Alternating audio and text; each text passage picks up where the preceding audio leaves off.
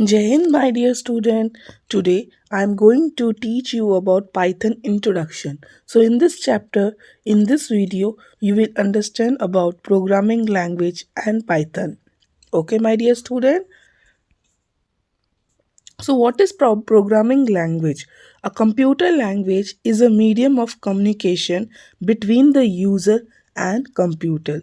Like we communicate with each other, so in order to communicate with computer, we need a computer language.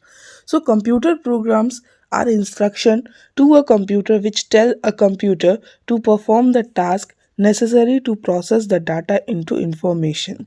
Okay, so the process of writing instruction, that is program, is called programming, and the people who write the programs are called programmer. Okay, so a programming language is a set of words, symbols and codes that are used to write a computer program. So Python is one such programming language. So Python is a high level structured open source programming language that support the development of wide range of applications, from simple text processing to world wide web browser to computer games. So Python was created by Udo van Rossum and was first released on February 20, 1991. It is named after Monty Python's Flying Circus, a comedy television show.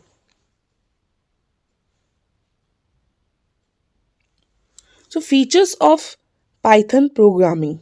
The application of Python is increasing day by day due to the following features. Okay, so first one is it is a high level programming language which is easy to use and learn.